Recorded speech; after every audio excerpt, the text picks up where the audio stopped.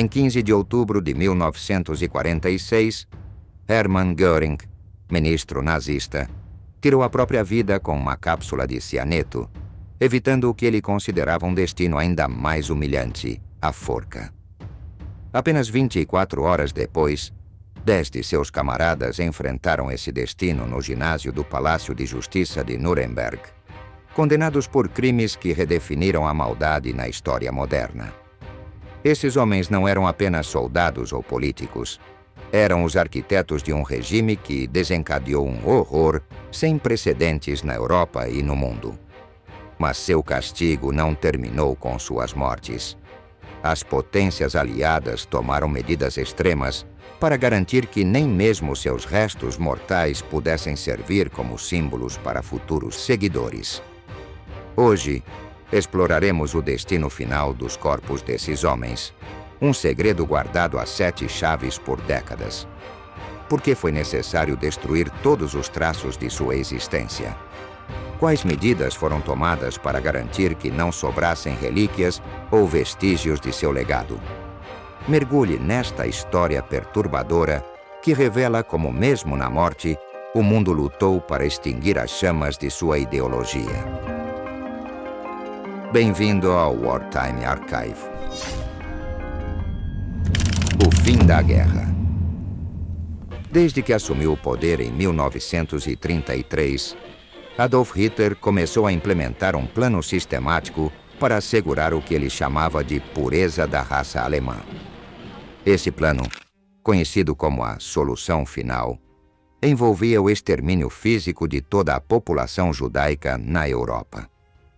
Para realizá-lo, foram estabelecidos campos de concentração e trabalho, assim como guetos onde os judeus eram confinados em condições desumanas.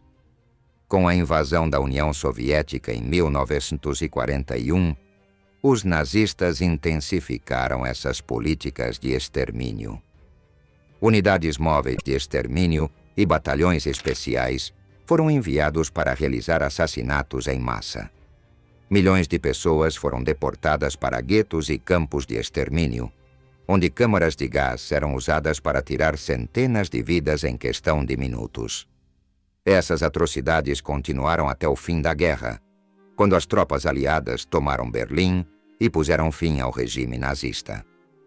Com o colapso do Terceiro Reich, as potências aliadas à União Soviética, os Estados Unidos e o Reino Unido, conhecidas como os Três Grandes, buscaram levar à justiça os responsáveis pelos crimes de guerra nazistas. Inicialmente, Winston Churchill e Joseph Stalin propuseram executar os líderes nazistas capturados sem julgamento prévio. No entanto, Franklin D. Roosevelt e, posteriormente, Harry S. Truman defenderam a ideia de um julgamento internacional.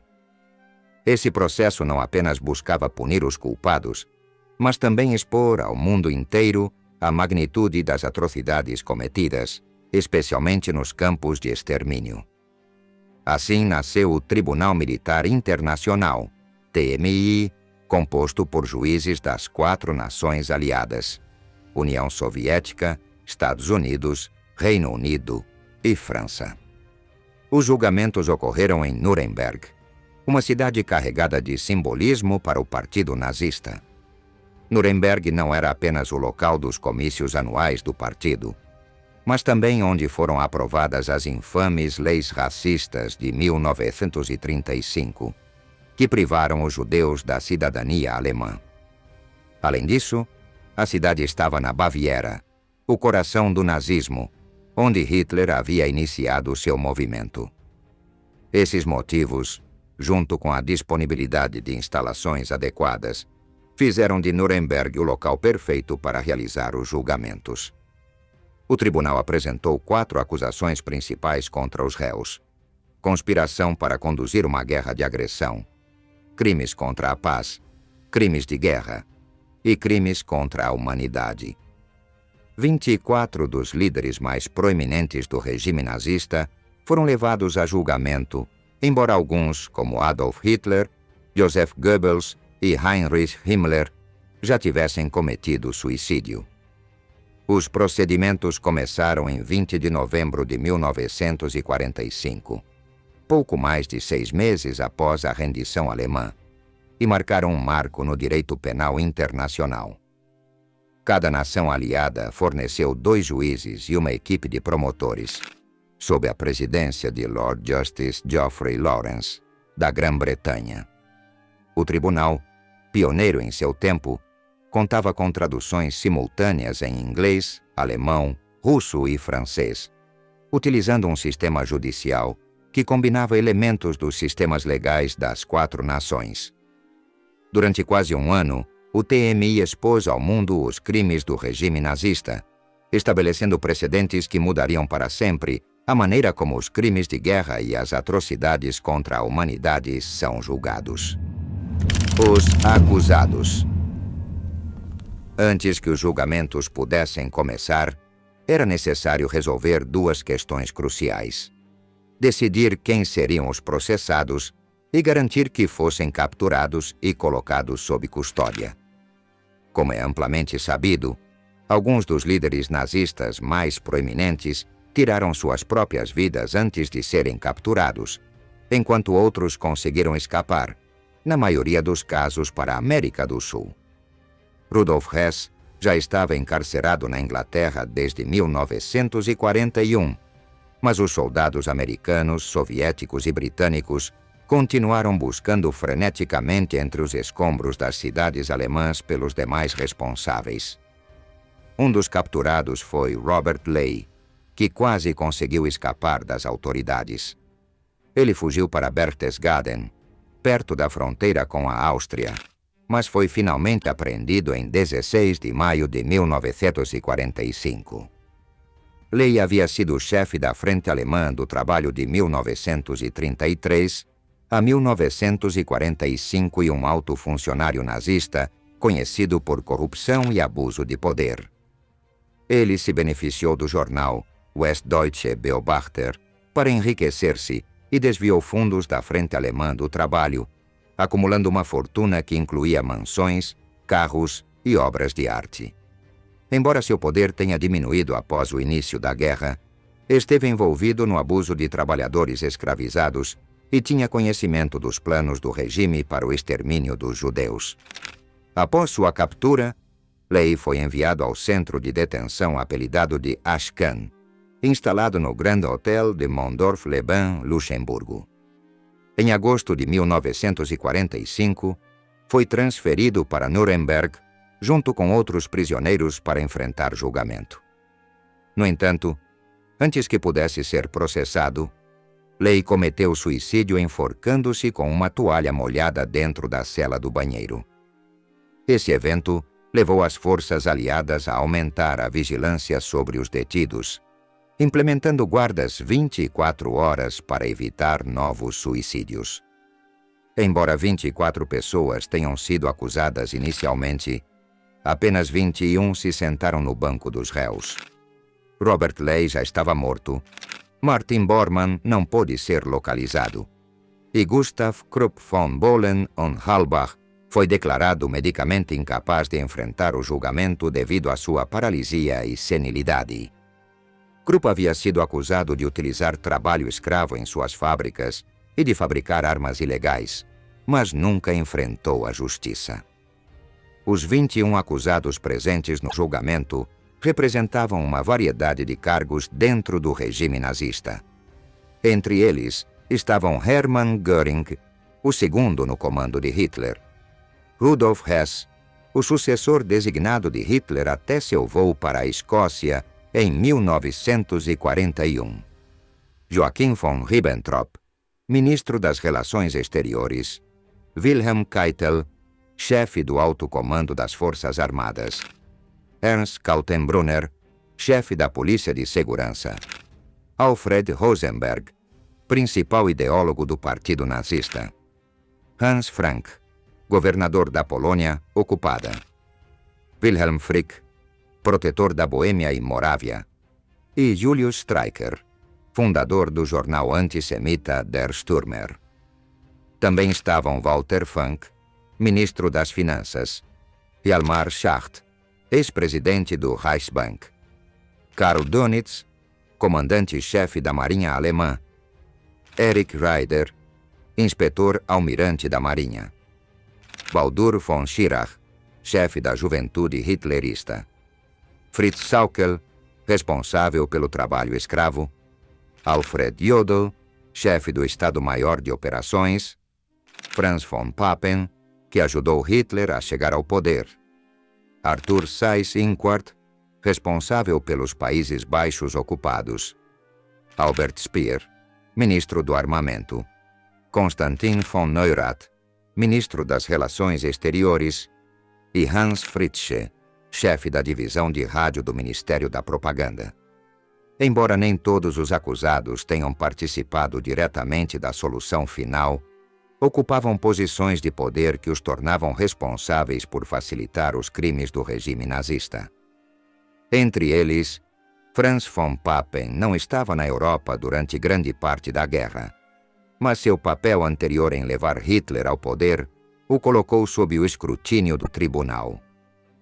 O julgamento começou em 20 de novembro de 1945. Estava programado para durar 4 meses, mas acabou se estendendo por 10. Durante esse período, foram realizadas 403 sessões públicas em 4 idiomas com tradução simultânea, um feito sem precedentes na história legal. Ao concluir o julgamento, 11 dos acusados foram condenados à morte por enforcamento.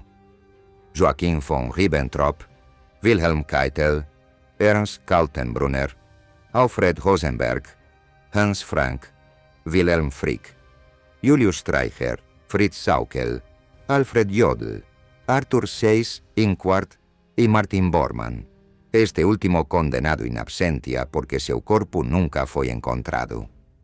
Embora alguns suspeitassem que Bormann estava morto, outros não estavam convencidos, razão pela qual ele foi julgado de qualquer maneira. Esse processo marcou um marco na história do direito penal internacional, estabelecendo que até mesmo os líderes mais poderosos não estão acima da lei. Sentença e execução das penas. Após 315 dias de julgamento, as sentenças foram anunciadas na tarde de 1º de outubro de 1946.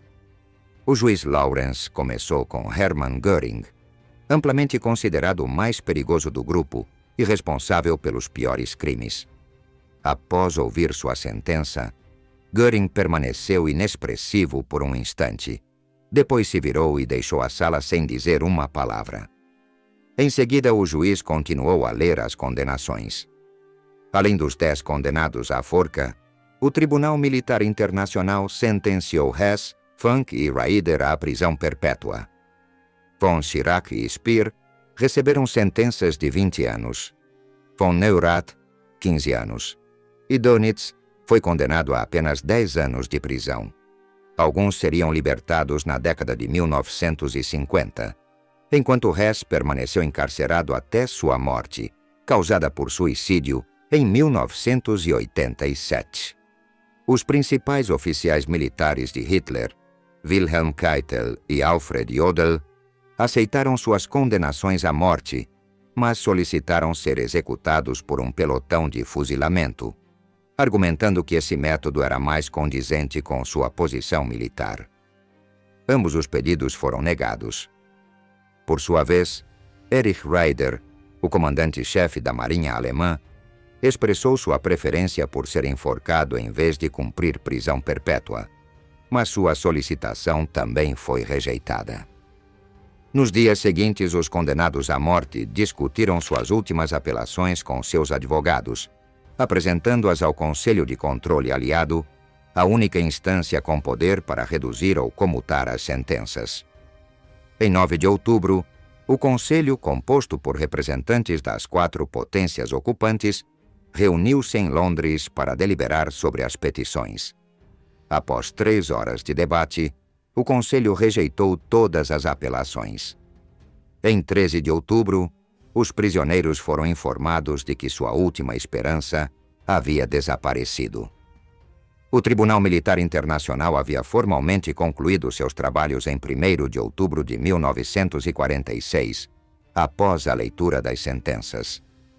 Desde então, os prisioneiros condenados ficaram sob custódia do governo militar das 4 potências, a autoridade de controle aliada sediada em Berlim, responsável por coordenar as execuções. Em 15 de outubro, um dia antes da execução programada, Hermann Göring tomou uma decisão que mudou os planos. Naquela noite, ele escreveu uma carta ao Conselho de Controle Aliado expressando sua rejeição categórica à forca, classificando-a como humilhante. Na mesma carta, comparou seu ato ao do general Hannibal, afirmando que preferia morrer em seus próprios termos. Após redigir sua mensagem, ingeriu uma cápsula de cianeto que havia conseguido esconder, falecendo às 22h44. Um guarda ouviu sons de asfixia e tentou intervir, mas já era tarde demais. Horas depois, às 1h11 do dia 16 de outubro, as execuções começaram. Joachim von Ribbentrop foi o primeiro a ser levado ao ginásio do Palácio de Justiça, onde uma forca havia sido especialmente preparada para o evento. Quando lhe ofereceram a oportunidade de dizer suas últimas palavras, Ribbentrop declarou: "Desejo paz para o mundo." Sua cabeça foi coberta com um capuz preto, a corda foi colocada em seu pescoço e, ao abrir-se a porta da forca, sua vida terminou em questão de minutos. Um a um, os outros condenados seguiram o mesmo destino.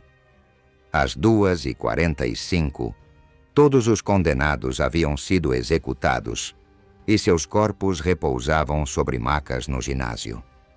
As execuções foram marcadas por uma sensação de solenidade e justiça, mas também pelas deficiências do processo. O carrasco, John C. Woods, utilizou uma queda curta que não garantia uma morte rápida, resultando em que vários dos condenados morressem lentamente por estrangulamento.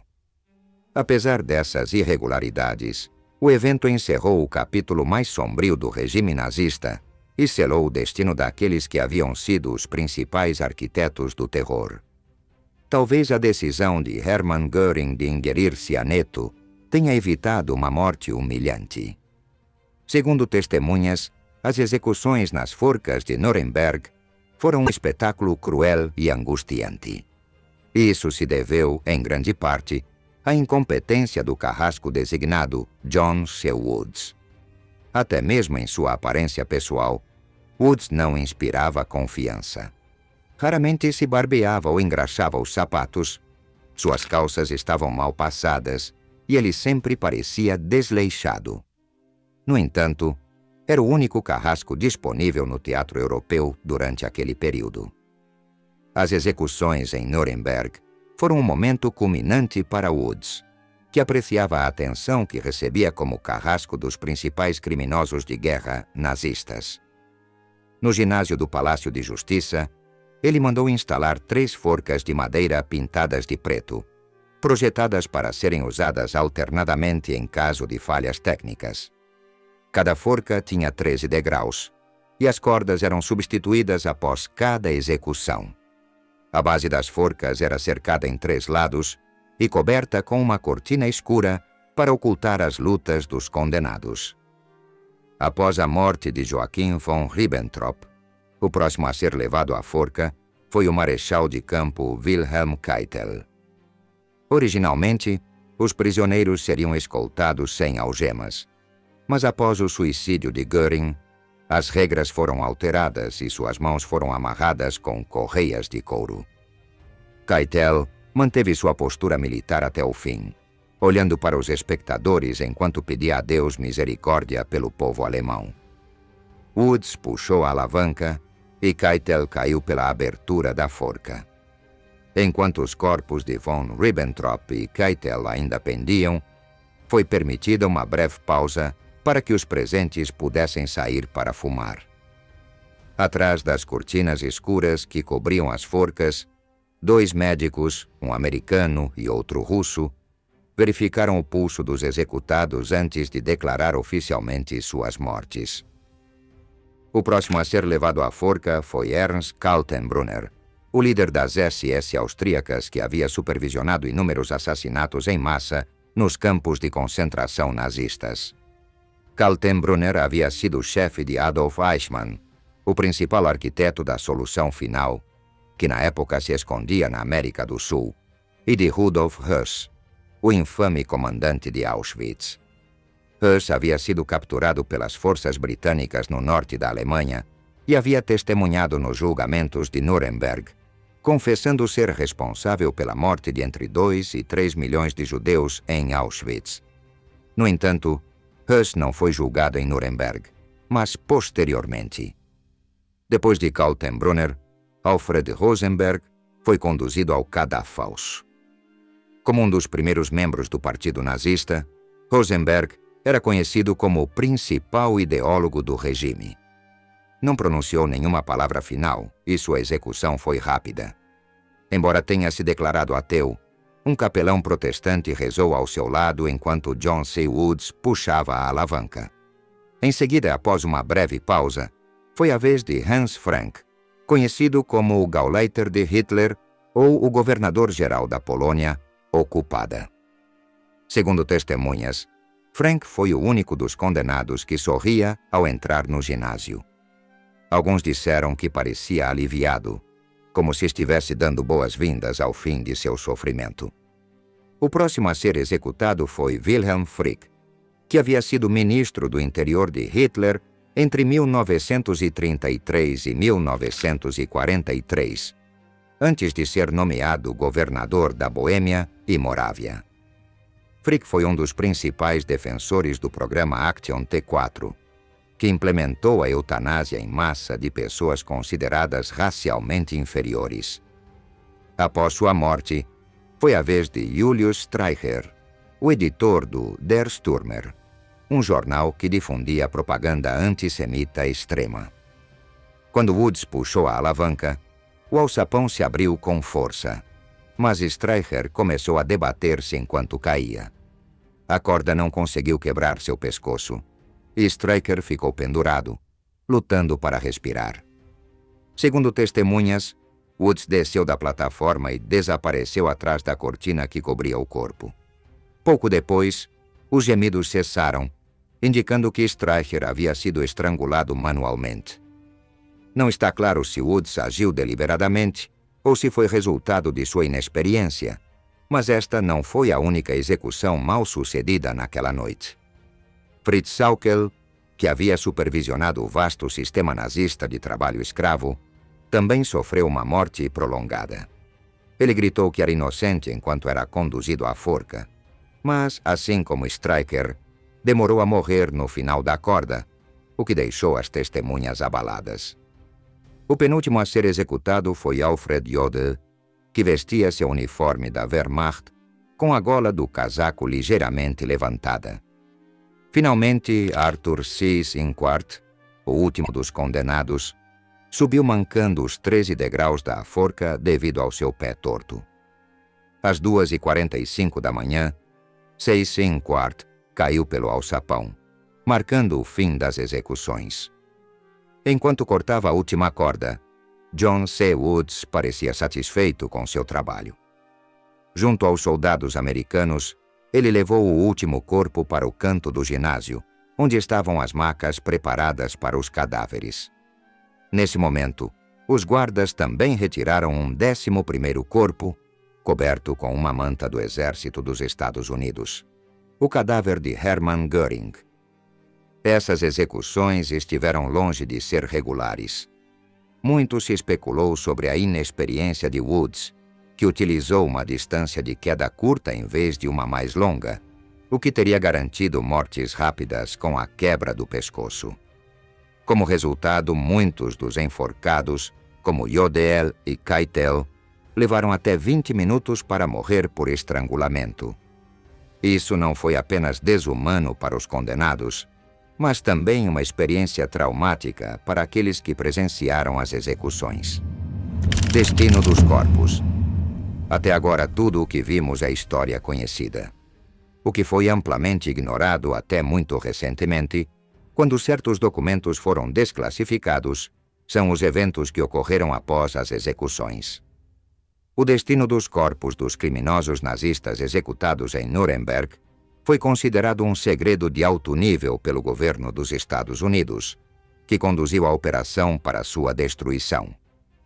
Na época, circulavam rumores de que os cadáveres haviam sido levados ao campo de concentração de Dachau para serem cremados, mas isso se revelou uma mentira deliberada. O que realmente aconteceu permaneceu nas sombras por muito tempo. A principal razão para esse sigilo era evitar qualquer possibilidade de martírio, um pilar central do regime nazista. Assim, quando os criminosos de guerra de Nuremberg foram executados em 16 de outubro de 1946, o Conselho de Controle Aliado garantiu que não restasse nenhum vestígio que pudesse ser usado para venerá-los ou transformá-los em símbolos. Embora os corpos tenham sido fotografados para registrar as execuções, o Conselho de Controle Aliado ordenou que os negativos fossem rigorosamente protegidos e proibiu sua publicação na imprensa alemã. Após as execuções, os cadáveres foram colocados em 11 macas, cuidadosamente etiquetados e fotografados uma última vez. Essas imagens, algumas das quais podem ser encontradas na internet, mostram a brutalidade das execuções e confirmam que elas não foram limpas. Em seguida, os corpos foram colocados em caixões, também etiquetados, embora com nomes falsos para despistar qualquer curioso. Por exemplo, o caixão de Hermann Göring foi marcado com o nome de George Munger, um famoso jogador de futebol americano da época. Os caixões, incluindo um 12º vazio, foram carregados em caminhões militares e escoltados por jipes americanos. Os soldados que transportavam os caixões acreditavam estar carregando os restos mortais de companheiros caídos em combate durante a guerra. A escolta militar viajou para o sul, percorrendo mais de 170 quilômetros até o crematório localizado no Ostfriedhof, um dos maiores cemitérios de Munique. Este local foi escolhido por sua capacidade de realizar várias cremações simultaneamente sem levantar suspeitas. Aos trabalhadores do crematório foi dito que os corpos pertenciam a soldados americanos recentemente recuperados do campo de batalha. Assim, procedeu-se à cremação dos 11 corpos ao longo de um dia inteiro. Ao final, as cinzas foram colocadas em urnas, cada uma etiquetada com identidades falsas correspondentes. Essas urnas foram transportadas para um necrotério do Exército dos Estados Unidos na Vila Oberhummer, uma propriedade confiscada na Heilmannstrasse 25. Lalia, os operadores do necrotério receberam instruções para descartar as cinzas em um local onde ninguém pudesse encontrá-las. A escolta militar desapareceu durante a noite após completar sua missão. No dia seguinte, 17 de outubro, as urnas foram levadas ao riacho Wensbach, um afluente do rio Isar, que por sua vez deságua no Danúbio. Lá cada urna foi aberta e seu conteúdo despejado nas águas. Para garantir que não restasse nenhum vestígio, as próprias urnas foram destruídas, embora os documentos desclassificados não especifiquem se elas também foram jogadas no riacho. A intenção por trás dessa operação meticulosamente planejada era evitar que os neonazistas usassem as cinzas como relíquias ou locais de culto. O destino dos pertences dos executados seguiu uma lógica semelhante. Todas as insígnias, medalhas e uniformes foram destruídos. As peças de ouro e prata foram derretidas para revenda e para cobrir os custos das execuções. Embora a maioria das decorações tenha sido mutilada, alguns soldados conseguiram contrabandear pequenos objetos como lembranças, os quais reapareceram décadas depois em leilões e coleções particulares. Por outro lado, os pertences pessoais e quantias de dinheiro inferiores a 1000 marcos do Reich foram devolvidos às famílias dos executados, enquanto qualquer valor superior foi transferido para os escritórios financeiros do Tribunal Militar Internacional. Este nível de planejamento meticuloso reflete a determinação das potências aliadas em apagar completamente a possibilidade de que os executados fossem lembrados como mártires. outros corpos.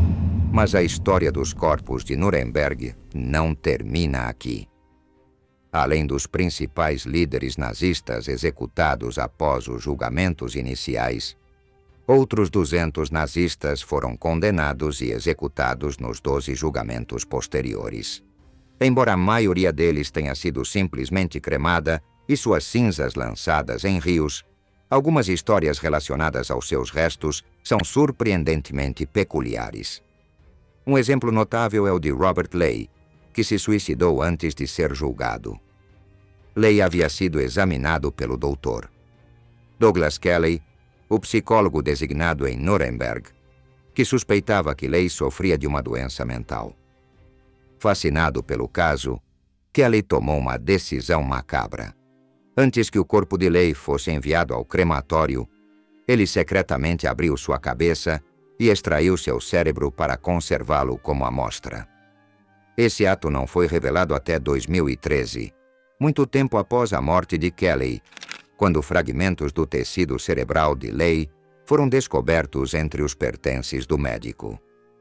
Kelly também acabou tirando a própria vida. Rudolf Höss, comandante de Auschwitz, testemunhou nos primeiros julgamentos de Nuremberg, admitindo ter supervisionado a morte de milhões de pessoas. No entanto, ele não foi julgado lá. Em vez disso, foi extraditado para a Polônia, onde enfrentou julgamento por seus crimes e foi condenado à morte por enforcamento. Sua execução foi a última pública na história da Polônia, realizada em frente ao campo de extermínio que ele próprio havia dirigido. Após sua morte, seu corpo foi cremado em segredo e as cinzas foram espalhadas em um rio próximo. O destino de Martin Bormann, por outro lado, permaneceu um mistério por décadas. Seu desaparecimento em maio de 1945 alimentou rumores de que ele havia escapado para a América do Sul, Estados Unidos ou até outros lugares. Ele foi julgado à revelia em Nuremberg e condenado à morte. No entanto, em 1963, um testemunho revelador ofereceu pistas. Albert Kromnov, um carteiro aposentado, afirmou ter enterrado 2 corpos sob ordens soviéticas em Berlim pouco após o fim da guerra. Embora uma primeira escavação não tenha encontrado nada, em 1972, trabalhadores da construção encontraram restos humanos perto do local indicado. Análises dentárias e outras provas forenses identificaram um dos corpos como sendo Bormann e o outro como Ludwig Stumpfegger, seu médico pessoal. Fragmentos de vidro encontrados em suas mandíbulas sugerem que ambos morreram após ingerir cianeto. As autoridades alemãs confirmaram oficialmente a morte de Bormann em 1973, mas não permitiram a cremação de seus restos até que testes de DNA realizados em 1998 confirmassem definitivamente sua identidade. Suas cinzas foram espalhadas no Mar Báltico em 1999. Embora os eventos que cercaram as execuções de Nuremberg e as histórias de seus protagonistas estejam repletos de horrores e tragédias, eles também revelam os esforços deliberados das forças aliadas para apagar qualquer possibilidade de que esses criminosos nazistas fossem transformados em mártires ou símbolos de culto. Essas decisões, embora controversas, refletem a determinação de evitar que o ódio e a ideologia que representaram continuassem a se perpetuar no futuro.